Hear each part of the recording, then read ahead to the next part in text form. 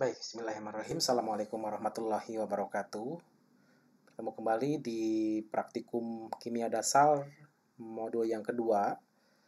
Nah, untuk praktikum kali ini, saya sengaja membuat video pembelajaran dikarenakan untuk jadwal praktikum kimia dasar 2, yaitu akan dilaksanakan pada besok, diawali dari hari Senin, sehingga kalau misalkan saya menyelenggarakan praktikum online, takutnya ada sebagian mahasiswa yang sudah melaksanakan ujian semester pendek. Jadi saya buatkan video pembelajarannya atau video praktikumnya. Nanti silakan teman-teman simak videonya dan bisa dilihat di YouTube supaya kenapa saya menggunakan platform YouTube, karena nanti videonya bisa dilihat kapanpun dan dimanapun, jadi lebih fleksibel. Nah, kemudian untuk jurnal silahkan dikumpulkan seperti biasa di Google Classroom yang sudah disediakan. Kemudian untuk risam atau resume, maka dikumpulkan, saya kasih kesempatan 2 minggu, jadi tidak dikumpulkan minggu depan. Jadi saya kasih keleluasaan 2 minggu saja. Nah, karena takutnya masih ada yang melaksanakan ujian semester pendek. Gitu.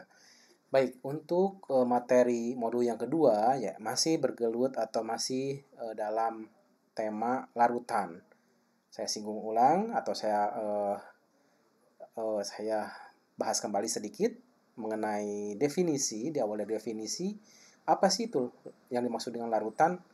Nah, larutan merupakan suatu campuran yang homogen, di mana yang dimaksud homogen di sini berarti komponen penyusun larutan tidak bisa dibedakan satu sama lain. Beda halnya dengan campuran heterogen. Kalau dalam dunia farmasi, contoh campuran heterogen seperti emulsi dan suspensi. Nah, kalau emulsi dan suspensi itu campuran heterogen, di mana komponen penyusun campuran tersebut masih bisa dibedakan. Mana zat pendispersi, mana zat yang terdispersi. Begitupun untuk emulsi. Tapi kalau untuk larutan, udah kategori campuran yang homogen.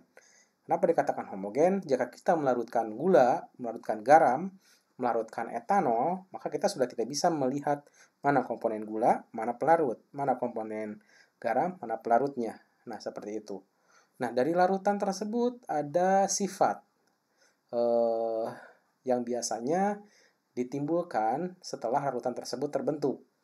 Nah, di mana misalkan sifat-sifat tersebut dipengaruhi sekali oleh zat yang terlarut dalam pelarut. Nah, kemarin sudah dibahas atau dipraktekkan salah satu sifat dari suatu larutan.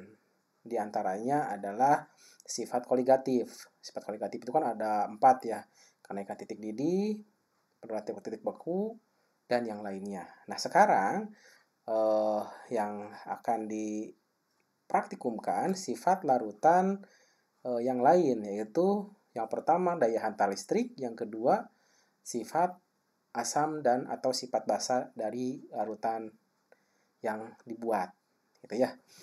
Oke, diawali dari daya hantar listrik. Nah, jika suatu zat, baik zat padat ataupun zat cair, dilarutkan dalam suatu pelarut, maka akan mengalami dispersi. Nah, proses terdispersi tersebut itu bisa terjadi akibat adanya ionisasi ataupun akibat adanya interaksi seperti ikatan hidrogen. Contoh, jika Anda melarutkan gula, apa yang terjadi? Gula tersebut akan larut. Kenapa gula bisa larut? Karena molekul gula terjadi interaksi. Interaksi apa? Interaksi ikatan hidrogen antara molekul gula dengan air. Nah, gula itu tidak terionisasi. Tapi kalau misalkan Anda melarutkan NaCl atau garam, dilarutkan dalam air, maka garam akan mengalami, atau NaCl akan mengalami ionisasi, yaitu terbentuknya ion. Dari NaCl akan terurai menjadi Na+, dan Cl-. Nah, dari kejadian tersebut, maka suatu larutan dapat menghantarkan arus listrik. Nah, tapi tidak semua larutan bisa menghantarkan arus listrik, ada juga yang tidak. Nah, kemudian larutan yang bisa menghantarkan arus listrik juga ada tingkatannya, ada yang kuat, juga ada yang lemah, gitu ya. Maka disebut dengan atau temanya tentang larutan elektrolit. Nah, praktikumnya yaitu uji daya hantar listrik. Kalau dulu itu judulnya itu adalah uji elektrolit suatu larutan. Nah, untuk tujuannya untuk mengidentifikasi larutan berdasarkan sifat daya hantar listriknya.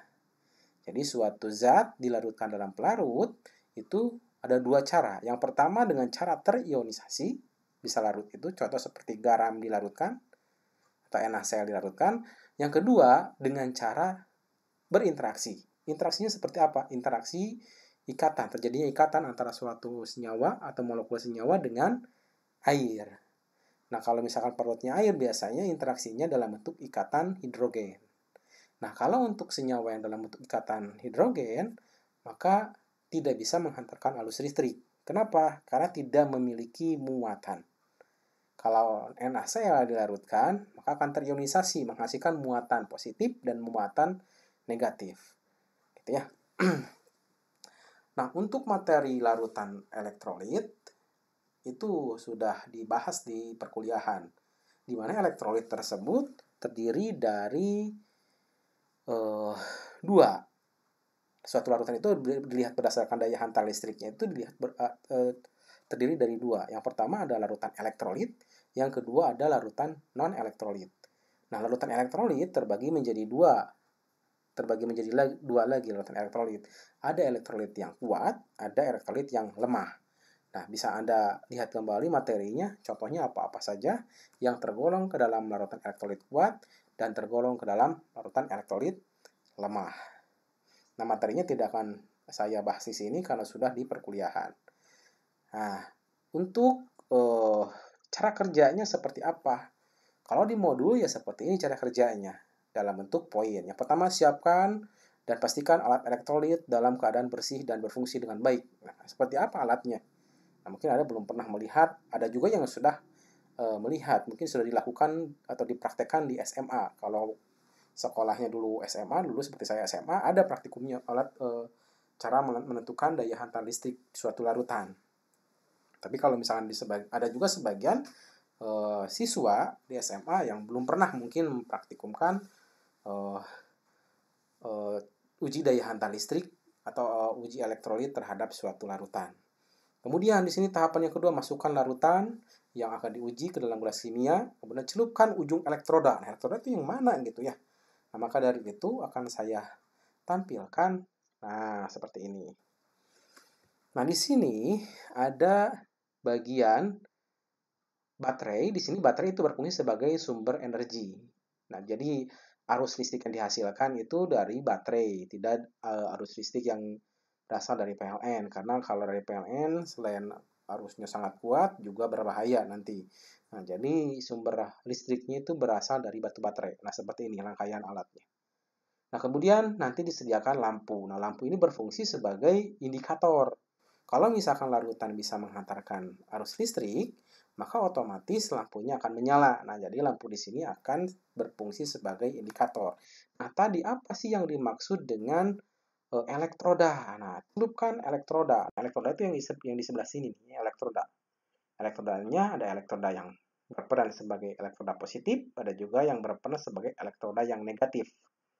Nah, kalau misalkan di sini ada baterai, di mana baterai ini merupakan sumber listrik, kemudian si baterai ini tidak dihubungkan listriknya. Kalau langsung dihubungkan nanti akan menyala nanti lampunya. Nah, tidak dihubungkan kabelnya misalkan. Nah, diganti ujung kabel salah satunya diputus, kemudian salah satunya diganti dengan menggunakan elektroda. Elektrodanya bisa menggunakan paku. Nah, kalau praktikum biasanya di lab kimia dasar itu menggunakan batang karbon. Nah, batang karbon ini dipergunakan sebagai elektrodanya. Nah, elektrodanya dicelupkan, kemudian di sini ada larutan. Ada cairan yang akan diuji daya hantar listriknya. Nah, kalau misalkan larutan tersebut merupakan larutan elektrolit, maka si listrik yang berasal atau arus listrik yang berasal dari batu baterai itu akan bisa menyalakan, bisa menghantarkan arus. atau bisa menyalakan lampu indikator yang ada. Tapi kalau misalkan larutannya tidak terkategori ke dalam larutan yang tidak bisa mengatakan listrik atau non elektrolit, maka lampu indikator ini tidak akan menyala. Nah, tadi sudah dijelaskan, larutan non elektrolit biasanya suatu larutan yang terbentuk diakibatkan karena suatu zat terlarut itu bukan karena terionisasi, tapi hanya berikatan atau berinteraksi antara zat yang terlarut dengan pelarutnya. Contoh misalkan C2H5OH atau alkohol itu dilarutkan dalam air, itu tidak terionisasi alkoholnya. Tetapi alkohol bisa bercampur dengan air itu diakibatkan karena terjadinya interaksi ikatan hidrogen. Gula juga dilarutkan dalam air, itu tidak akan terionisasi. Karena gula bisa larut ke dalam air itu hanya terjadi interaksi ikatan hidrogen. Nah, maka jika dilakukan uji gula ke dalam uji elektrolit ini atau daya hantar listrik suatu larutan, maka indikator lampu ini tidak akan menyala. Karena gula itu tidak menghasilkan ion. Tapi kalau misalkan garam, NaCl, kemudian asam HCl, NaOH, itu akan menyalakan lampu. Kenapa? Karena NaOH dilarutkan dalam air, itu terionisasi menjadi Na+ dan OH-. HCl juga akan terionisasi dan menjadi H+ dan Cl-. Begitupun NaCl menjadi Na+ dan Cl-. Karena adanya ion, adanya muatan, maka nanti lampu indikator di sini bisa menyala. Nah, nyala lampunya itu dipengaruhi oleh beberapa faktor. Yang pertama, dari memang sifat dari suatu zat tersebut kategorinya elektrolit kuat, itu yang pertama. Yang kedua dipengaruhi oleh konsentrasi. Contoh misalkan NaCl itu larutan elektrolit kuat. Tapi kalau konsentrasinya dibuat encer, misalkan 0,01 molar, maka nyala lampunya pasti bakal redup juga gitu. Kenapa bisa redup? Karena jumlah ionnya sangat sedikit di dalam larutan tersebut. Tapi kalau NaCl dibuat konsentrasi tinggi, misalkan 1 molar, mungkin nyala lampunya bisa lebih terang.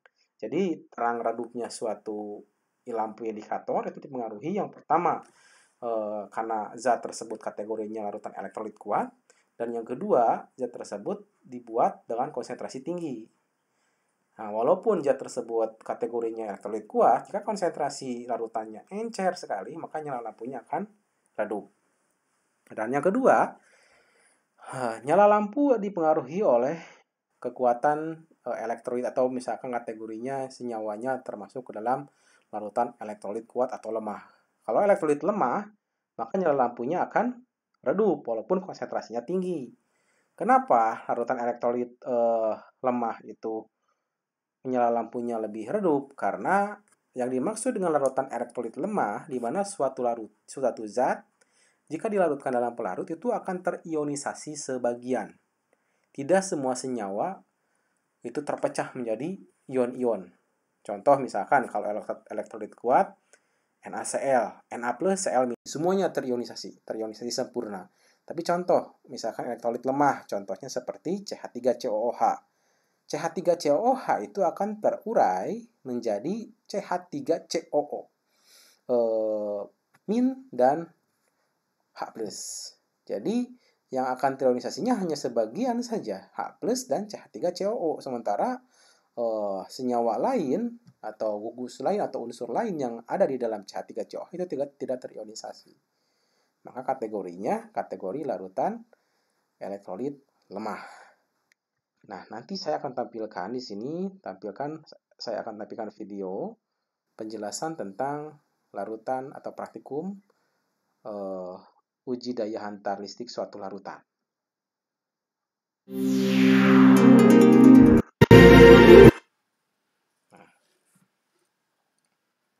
Memperlihatkan buaya yang mangsa belut, tetapi buaya yang mati. Mengapa demikian? Karena belut yang dimangsa buaya adalah belut listrik. Teman-teman, baru saja kalian simak video yang berkaitan dengan topik kali ini. Nah, ada suatu kejadian di mana buaya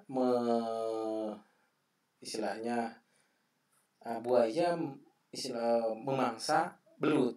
Tapi kebetulan yang dimangsainya itu adalah belut listrik. Nah, kenapa misalkan belut listrik bisa menyengat si buaya? Karena ada media, di situ ada medium. Medianya apa? Air.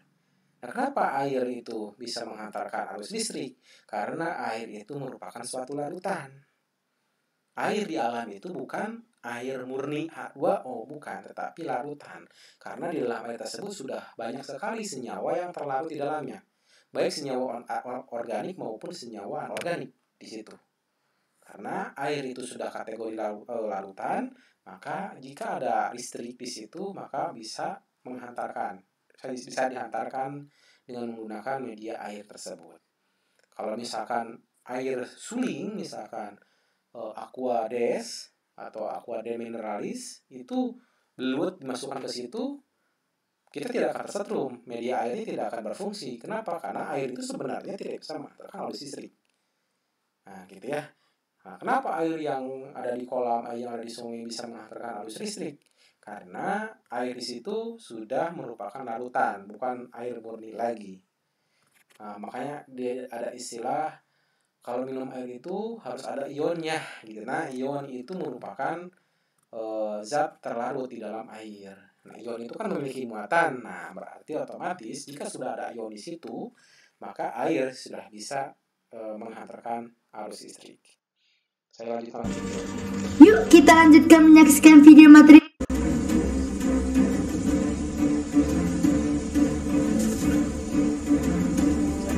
Halo semuanya, selamat menyaksikan video materi belajar.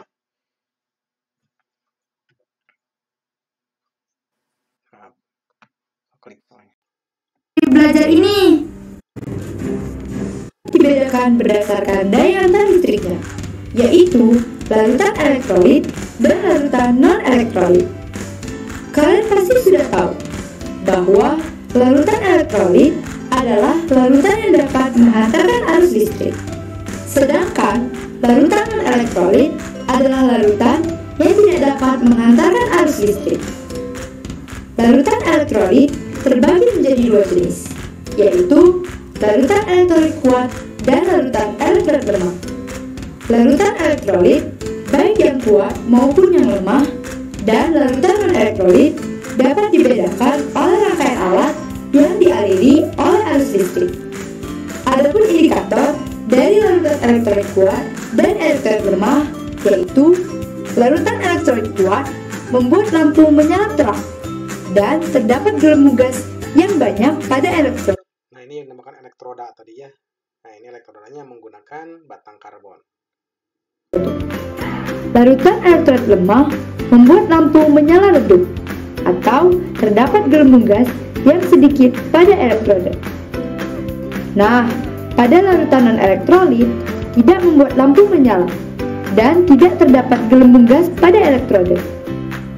Berikut ini ilustrasi untuk mendeteksi aliran listrik.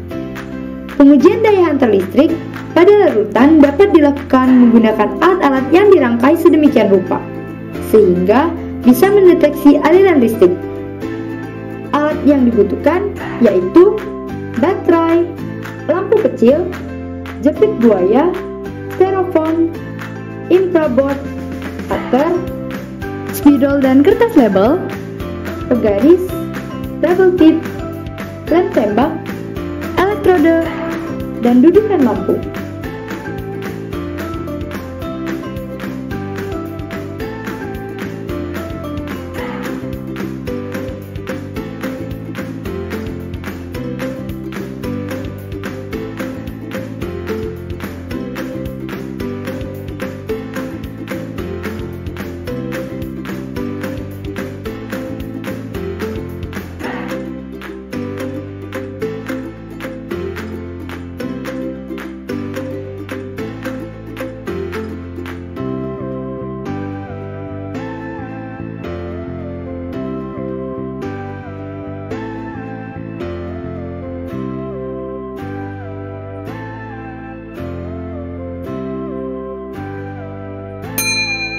Ujian dapat dilakukan terhadap bahan yang ada di sekitar kita, seperti air garam, asam cuka, dan air gula.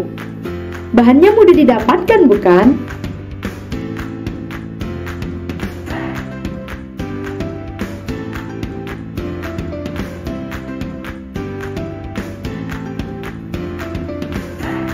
pengujian terhadap air garam menunjukkan lampu menyala terang dan banyak gelembung gas pada elektroda.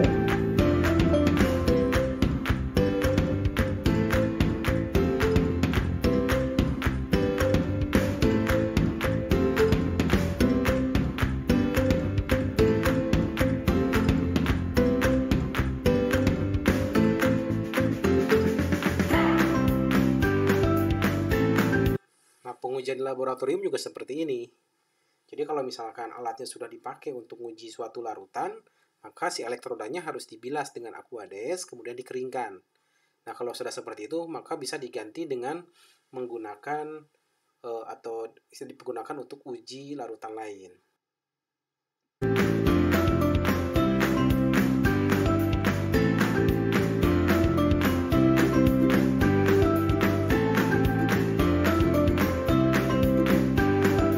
Di sini asam cuka kalau di laboratorium itu nggak ada, adanya CH3COOH atau asetat. Nah, asam cuka yang biasa dikonsumsi oleh manusia itu isinya adalah asam asetat atau senyawa atau rumus molekulnya adalah CH3COOH.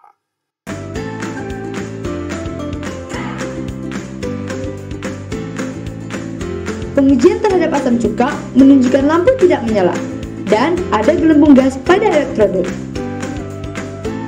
Di sini untuk uji elektrolit lemah itu ada dua cara, atau untuk melihat senyawa atau larutan tersebut kategorinya elektrolit ataupun non-elektrolit bisa dilihat dari dua indikator. Yang pertama nyala lampu, yang kedua gelembung yang terbentuk. Nah, kalau misalkan nyala lampu dari lampu indikator tersebut menyala, maka otomatis itu kategorinya elektrolit. Tapi kalau misalkan tidak menyala seperti ini, maka silakan Anda lihat kembali di elektroda. Kalau misalkan elektrodanya terbentuk gelembung, maka itu masih dikategorikan larutan elektrolit, cuman elektrolit lemah. Nah, pertanyaannya, kenapa bisa terbentuk gelembung? Nanti silakan Anda cari ya. Nah, kenapa gelembung bisa terbentuk? Baik di larutan elektrolit kuat maupun elektrolit lemah. Kalau non-elektrolit, baik di lampu ataupun di elektroda itu tidak menunjukkan nilai positif. Lampunya tidak menyala dan elektrodanya tidak menghasilkan gelembung. Kalau misalkan larutan non-elektrolit. Kalau larutan elektrolit bisa dilihat dari dua indikator tadi. Pas NaCl diuji, lampu menyala dan gelembung juga terbentuk. Kemudian pas asam asetat atau air cuka, nah lampu tidak menyala tapi gelembung terbentuk. Ini juga masih kategori larutan elektrolit. Nah, silakan nanti dicari kenapa gelembung terbentuk.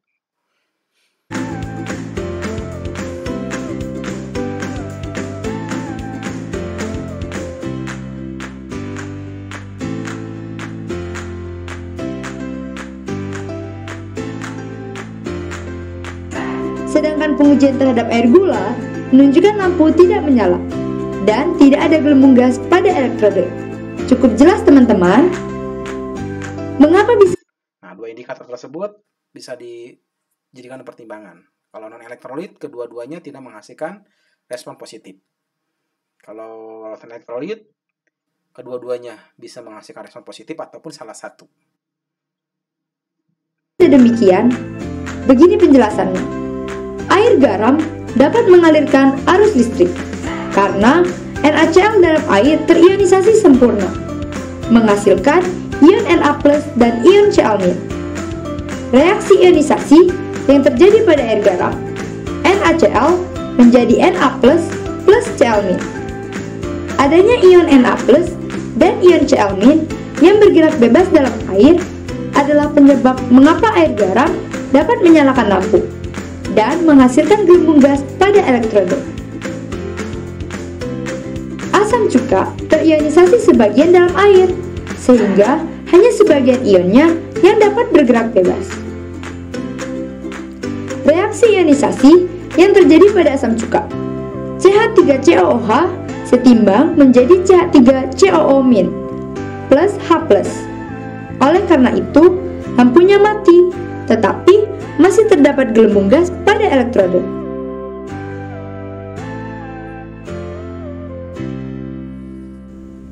Nah, kalian pasti penasaran dengan minuman yang saat ini sedang digemari, seperti infused water, alkaline water, atau air basah, minuman ion atau isotonik. Apakah termasuk larutan elektrolit atau bukan? Yuk kita cek satu-satu.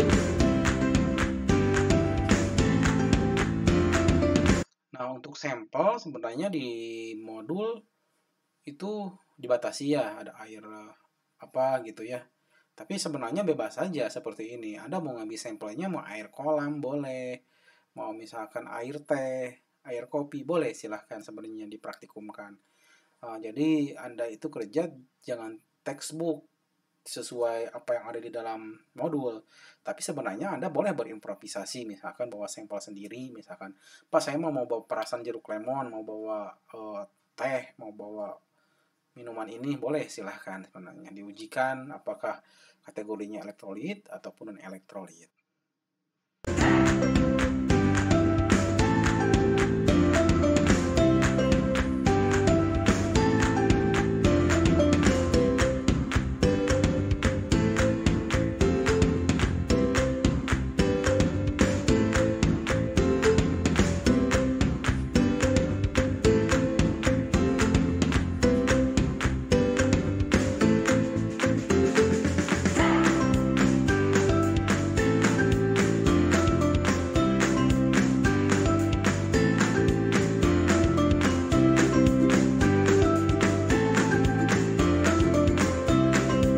Saya stop ya videonya supaya tidak terlalu lama, karena pengujiannya ya seperti itu saja. Nah, kalau misalkan Anda mau coba-coba, misalnya dicoba ke dalam zat cair yang lain boleh. Nah, kalau yang ada di dalam modul ya seperti ini ya. Tabelnya saya tampilkan. Di sini ada etanol, di sini ada etanol, ada NaCl, ada H3COH, NaOH, amonia, dan glukosa. Diawali dari etanol. Etanol ini apakah termasuk larutan elektrolit ataupun non-elektrolit? Di sini etanol kategorinya non-elektrolit. Nah, silakan Anda bisa membandingkan dengan pustaka. Kenapa etanol kategorinya larutan non-elektrolit? Karena tadi etanol itu bisa terlarut dalam air itu dengan cara interaksi ikatan hidrogen, bukan terionisasi. Maka dari itu, larutan etanol atau larutan alkohol itu tidak bisa menghantarkan arus listrik. Nah, yang kedua, tadi etanol ya, karena etanol tidak bisa menghantarkan arus listrik, maka etanol kategorinya larutan non-elektrolit. Yang kedua, ada NaCl. NaCl tadi sudah dibahas ya, diujikan malahan. Nah, lampunya menyala, ada sedikit gelembung, maka berarti kategorinya larutan elektrolit lemah. Maaf, di sini bukan lemah. Kalau NaCl itu kategorinya elektrolit kuat. Kemudian di sini ada CH3COH. CH3COH tadi diujikan lampunya tidak menyala. Nah, tapi ada gelembung. Jadi indikator yang bisa kita amati bahwa larutan tersebut kategori larutan elektrolit atau bukan, yang pertama dari nyala lampu, yang kedua dari terbentuknya gelembung. Nah, kemudian di sini ada NaOH. NaOH di sini menyalakan lampu dengan kuat hasil praktikumnya. Kemudian gelembung yang terbentuk juga banyak. Nah, karena kebetulan di sini konsentrasi NaOH di sini 0,1. Kalau konsentrasinya 0,0001, maka lampunya juga nggak akan menyala dan gelembungnya juga akan sedikit sebenarnya. Tadi kan yang mempengaruhi nyala lampu itu selain sifatnya elektrolit kuat atau lemah, yang kedua adalah konsentrasi zat yang terlarut di dalam pelarut. Ada amonia, amonia ini kategorinya elektrolit lemah. Karena lampu pada saat diuji, lampu menyala tapi nyalanya redup sekali. Kemudian ada sedikit gelembung. Nah, dua-duanya ada lampunya menyala, gelembungnya ada sedikit, berarti kategorinya elektrolit lemah. Larutan glukosa. Glukosa itu tadi dicontohkan oleh gula. Nah, glukosa ini kategorinya gula juga gitu, tapi monosakarida. Tapi kalau tadi gula pasir, itu kategorinya disakarida. Nah, ini untuk gula, baik gula pasir ataupun glukosa, kategorinya non-elektrolit. Kenapa? Karena gula bisa larut di dalam air itu bukan terionisasi, tapi berinteraksi secara ikatan, yaitu ikatan hidrogen. Ini seperti itu ya untuk praktikum subbab yang pertama. Kemudian untuk subbab yang kedua adalah sifat larutan. Menguji suatu larutan, sifat suatu larutan dilihat berdasarkan keasaman atau kebasahan dari larutan tersebut. Tujuan praktikumnya untuk mengidentifikasi sifat asam atau basa suatu larutan. Nah, kalau dilihat berdasarkan definisinya, asam dan basa itu ada beberapa hipotesis, ada juga beberapa pendapat dari beberapa ahli. Ada yang menurut Arrhenius, Brownstein-Lowry, dan Lewis. Nah, silakan dibuka lagi Nah, untuk definisi asam atau definisi basa itu seperti apa? Nah, di saya tidak akan membahas mendalam mengenai definisi karena sudah dijelaskan di perkuliahan. Tapi saya akan membahas bagaimana sih kita membedakan suatu larutan itu sifatnya asam atau basa. Asam di sini bukan berarti rasanya masam saja gitu ya, seperti jeruk itu rasanya jeruk yang masih muda, misalkan mangga yang masih muda rasanya asam. Itu bukan rasa asam tapi rasa yang masam. Nah, asam suatu larutan beda dengan masam. Ada juga suatu larutan itu sifatnya asam tapi dijilat mungkin tidak terasa masam. Ada yang seperti itu. Nah, misalkan contoh beberapa zat aktif obat. Contoh seperti asam salisilat, asam mepenamat. Itu sifatnya asam, tetapi jika dijilat itu tidak terasa asam. Nah, jadi sifat asam dan sifat basa itu tidak hanya bisa ditentukan dengan menggunakan panca indera dengan cara dijilat, tidak, tapi harus menggunakan pengujian. Nah, suatu larutan dikategorikan asam dan dikategorikan basa biasanya kan dilihat berdasarkan trayek pH-nya. Kalau pH-nya di bawah 7, maka kategorinya asam. Tapi kalau pH-nya di atas 7, maka kategorinya basa, gitu ya. Nah, kalau misalkan hanya untuk melihat larutan tersebut asam atau basa, kita nggak perlu menggunakan indikator yang bisa melihat berapa tingkat pH-nya. Cukup saja dengan menggunakan indikator lakmus. Nah, lakmus ini juga uji asam basa dengan menggunakan lakmus juga udah dilakukan di SMA dulu. Saya juga waktu SMA dulu pernah menguji dengan dosen kimia bahwa kita akan menguji sifat dari kebasaan atau keasaman, sifat asam atau basa dari suatu larutan. Diujikan dengan menggunakan lakmus. Nah, prosedurnya yang ada di modul seperti ini. Masukkan 5 tetes air suling ke dalam plat tetes. Kemudian potong lakmus merah ke dalamnya. Amati, catat apa yang terjadi. Cuman seperti itu. Nah, kemudian lakmus itu sendiri seperti apa? Nah, lakmus biasanya secara universal ya seperti ini. Nah, lakmus itu terdiri dari 2 jenis. Ada lakmus merah dan ada lakmus biru. Nah, kalau misalkan kita ingin menguji suatu larutan sifatnya asam, basa atau tidak memiliki sifat keduanya atau netral, maka bisa dilihat atau diuji dengan menggunakan kertas lakmus ini. Nah, di sini ada tabel. Nah, di sini tabel. Jika suatu larutan memiliki sifat asam, maka jika lakmus merah dicerupkan, maka warna si lakmus tersebut tetap merah. Tapi jika lakmus biru dicelupkan, maka warna lakmus akan berubah dari biru menjadi merah. Maka bisa dikategorikan ke dalam larutan asam. Jadi ngujinya harus dengan menggunakan 2. Bagusnya itu harus menggunakan 2 lakmus, yaitu lakmus biru dan lakmus merah. Jadi kalau hanya 1, takutnya bias nanti hasilnya. Nah, kemudian jika sampel tersebut dicelupkan lakmus biru dan dicelupkan lakmus merah, dan kedua-duanya tidak mengalami perubahan, lakmus biru tetap biru, lakmus merah tetap merah, maka larutan tersebut kategorinya larutan yang tidak memiliki sifat asam atau basa atau netral. Nah, tetapi kalau misalkan suatu larutan misalkan dicelupkan lakmus biru dan lakmus merah, kemudian kedua-duanya menghasilkan warna yang biru tetap biru, yang merah menjadi biru. Nah, maka larutan tersebut merupakan larutan basa. Nah, sangat sederhana sekali praktikumnya. Nah, cuman Anda menyediakan plat tetes, mungkin Anda sudah tahu plat tetes. Mau menggunakan plat tetes juga boleh, mau menggunakan gelas kimia juga boleh. Jika stok larutannya atau sampel ujinya banyak, boleh menggunakan gelas kimia seperti ini. Tinggal celupkan saja, celupkan, amati. Kalau asam, lakmus biru menjadi merah, dan lakmus merah tetap merah. Kalau netral, lakmus biru tetap biru, lakmus merah juga tetap merah. Kalau basa, maka lakmus biru tetap biru, lakmus merah akan menjadi biru. Itu pengujiannya. Nah, saya kasih juga video penjelasannya sedikit, supaya lebih terbayang. Saya percepat ya, supaya tidak kita banyak banget. Dan durasinya tidak terlalu Video kali ini, kita akan melakukan praktikum asam basa. Tapi sebelumnya, jangan lupa di-subscribe ya.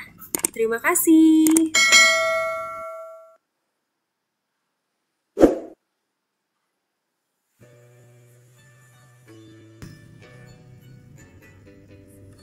Sebelumnya, kita siapkan terlebih dahulu alat dan bahan yang akan kita gunakan untuk praktikum. Hampir mirip alat dan bahannya seperti yang dicantumkan di dalam modul. Di sini ada kertas lakmus merah, lakmus biru. Nah, kalau di sini ada indikator universal. Nah, bedanya kertas lakmus dengan indikator universal apa? Kalau kertas lakmus itu hanya sifatnya kualitatif, hanya bisa menentukan si larutan itu asam atau basa. Tapi kalau indikator universal, selain bisa menentukan asam atau basa, juga bisa melihat trayek pH-nya. Nah, berapa pH-nya gitu. Nah, kemudian di sini ada air suling. Air suling itu adalah aquades, air perasan jeruk nipis, ada air sabun, ada air garam, air kapur. Air kapur itu adalah CaCO3, kemudian air cuka, CH3COH, dan air soda. Kita lanjutkan videonya. Asam dan basa.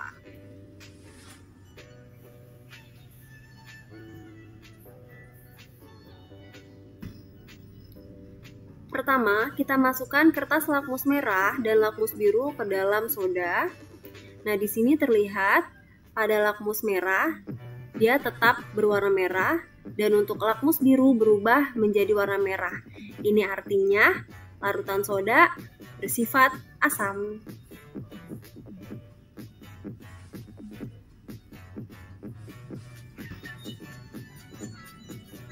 Kemudian kita masukkan indikator universal ke dalam soda dan terlihat bahwa pH soda sama dengan 4.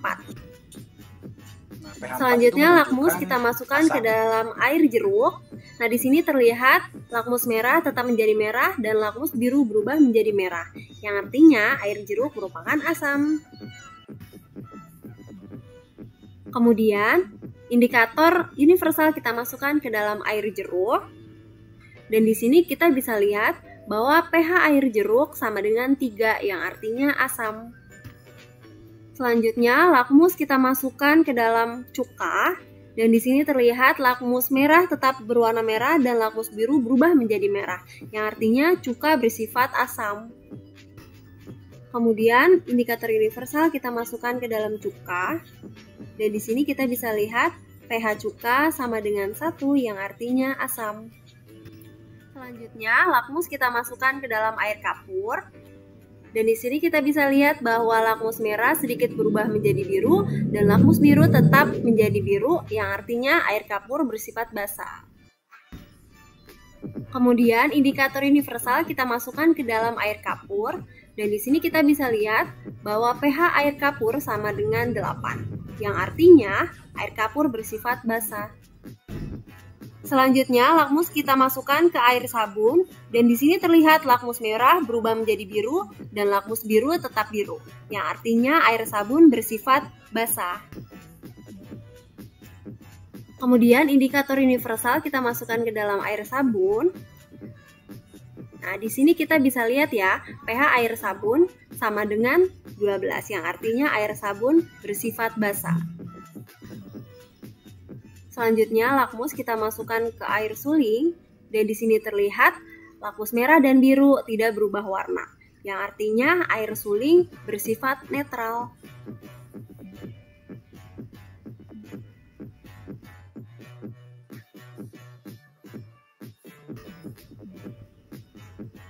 Kemudian indikator universal kita masukkan ke dalam air suling, dan di sini kita bisa lihat pH air suling sama dengan 7, yang artinya air suling bersifat netral. Selanjutnya, lakmus kita masukkan ke dalam air garam, dan di sini terlihat lakmus merah dan lakmus biru tidak berubah warna, yang artinya bersifat netral. Selanjutnya, indikator universal kita masukkan ke dalam air garam, dan di sini kita bisa lihat pH air garam sama dengan 7, yang artinya bersifat netral. Nah, itu. Oke. Nah, itu video penjelasannya. Nah, di laboratorium juga seperti itu pengujiannya. Cuman untuk sampelnya bisa ditambahkan, misalkan tidak hanya yang tadi ditampilkan di video. Nah, mau Anda bawa sampel sendiri diujikan pH-nya juga boleh. Nah, di sini yang dicantumkan di dalam modul ya seperti ini. Di sini ada air suling, jeruk, kapur, hampir mirip kan ya. Air cuka, air sabun, kemudian di sini ada HCl, NaOH, amonia, NaCl, amonium klorida atau H4Cl, natrium karbonat, dan asam nitrat. Nah, pengujiannya untuk lakmus di sini air suling tadi yang merah tetap merah, biru tetap biru, maka kategorinya netral. Jeruk tadi di mana lakmus merah tetap merah, lakmus biru jadi merah, maka kategorinya asam. Air kapur tadi di mana lakmus merah jadi biru dan lakmus biru tetap biru, maka kategorinya basa. Dan begitupun untuk selanjutnya. Di sini ada air sabun, ada HCl. HCl sudah kita ketahui ya, HCl itu sifatnya asam. Kemudian NaOH, NaOH juga asam. Kemudian ada amonia, amonia itu juga NaOH tadi basa, kemudian amonia juga basa. Tadi NaCl sudah diujikan bahwa NaCl itu sifatnya netral. Kemudian amonium klorid itu sifatnya asam karena lakmus merah tetap merah, lakmus biru jadi merah. Kemudian ada natrium karbonat sifatnya basa karena lakmus merah jadi biru dan lakmus biru tetap biru. Kemudian ada HNO3 asam nitrat, namanya juga sudah asam, pasti sifatnya asam, akan bisa merubah warna lakmus biru jadi merah dan lakmus merah tetap merah. Begitu untuk praktikum subbab yang kedua. Nah, yang terakhir adalah praktikum subbab yang ketiga. Nah, sifat asam atau basa tadi bisa diuji dengan menggunakan indikator. Nah, bisa dengan menggunakan indikator lakmus atau bisa menggunakan indikator universal.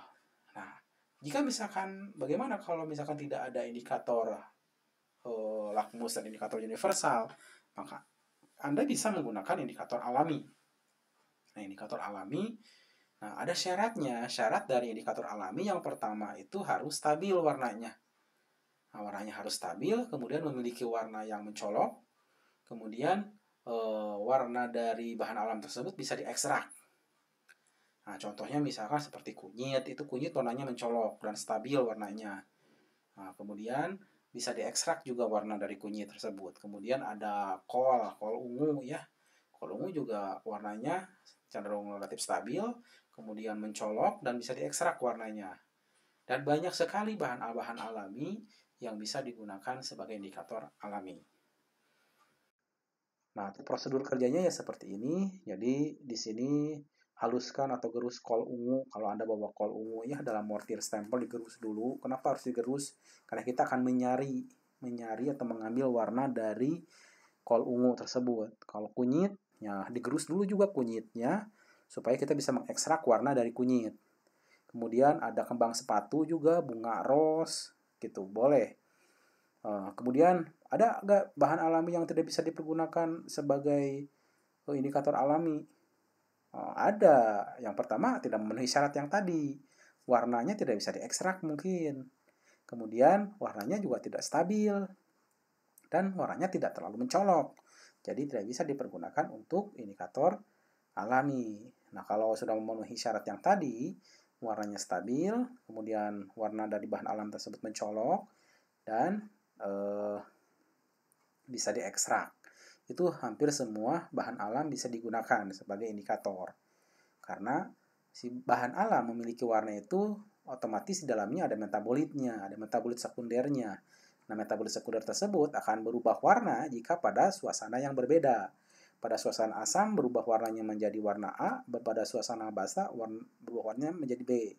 Nah, itu diperoleh, perubahan warna tersebut diperoleh dari sifat senyawa metabolit sekunder dari tumbuhan tersebut.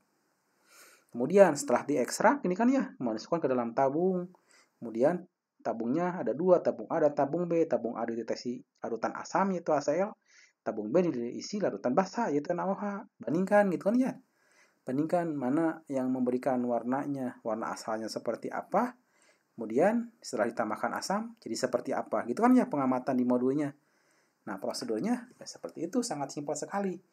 Nah, biasanya kalau praktek di lab, mahasiswa disuruh bawa bahan-bahan alami yang berwarna bebas. Mau kunyit, kemudian kembang sepatu, bunga ros, kemudian kulit manggis, yang ada warnanya pokoknya bisa dibawa. Nah, untuk video penjelasannya saya akan cepat ya. Menjumpai bahan-bahan seperti ini. Bahan-bahan itu tentunya ada yang bersifat asam, basa, ataupun netral.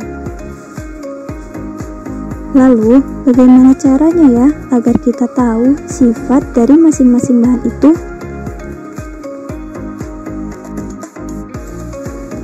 Contohnya seperti larutan ini. Agar kita tahu larutan ini bersifat asam atau basa, apakah kita bisa langsung mengeceknya dengan merasakan teksturnya menggunakan tangan? Atau dengan langsung mencicipi rasanya? Tapi, bagaimana jika bahan tersebut ternyata berbahaya untuk tubuh kita? Jika di laboratorium, kita bisa mengecek sifat asam atau basa suatu bahan menggunakan beberapa alat, seperti kertas lakmus, indikator universal,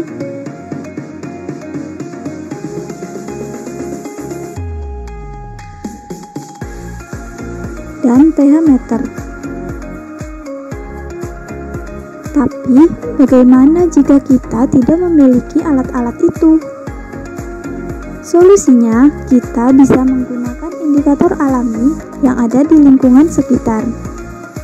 Indikator alam merupakan bahan-bahan alam yang dapat berubah warnanya dalam larutan asam, basa, atau netral. Indikator alam yang biasanya digunakan dalam pengujian asam basa adalah tumbuhan yang berwarna mencolok. Ya, salah satunya kita bisa menggunakan kunyit sebagai indikator alami. Yuk kita cari tahu bagaimana cara membuat indikator alam dari kunyit.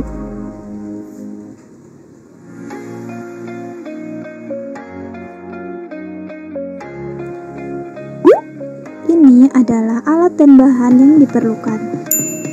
Ada mortar dan alu, gelas beker,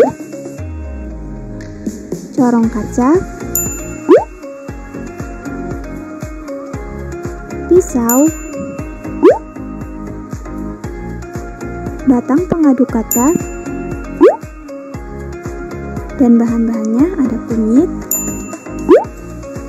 air, dan kertas saring.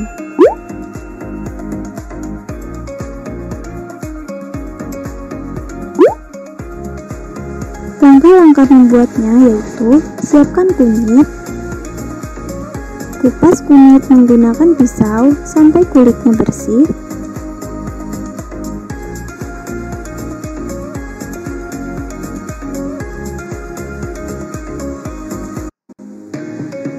lalu tumbuk kunyit hingga benar-benar halus. Setelah halus, campurkan air bersih. Nah, proses penggerusan ini bertujuan untuk menyari zat warna yang ada dalam kunyit. Dan penambahan air itu tujuannya supaya bisa mengencerkan atau melarutkan zat warna tersebut. Kemudian di sini tahapannya disaring. Nah, yang setelah disaring, nanti yang diambil adalah filtratnya. Nah, ini disaringkan ya. Filtrat yang dihasilkan nanti akan diujikan Dan letakkan di dalam wadah yang bersih.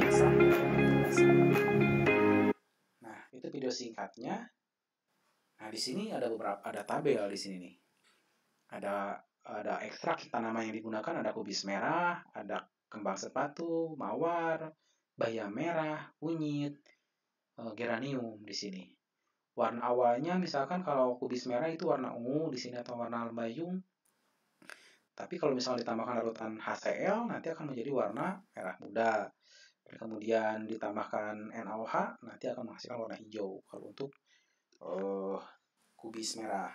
Kalau bunga sepatu warnanya merah, saat tambahkan HCl warna merah, kemudian ditambahkan NaOH nanti akan menghasilkan warna kuning. Nah, ini ada beberapa tabel untuk trayek perubahan warna di asam dan di basa.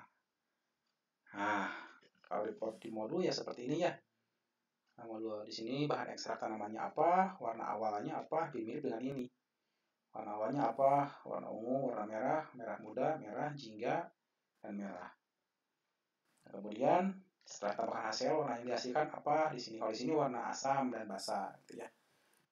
Nah, mungkin saya cukupkan sekian untuk videonya.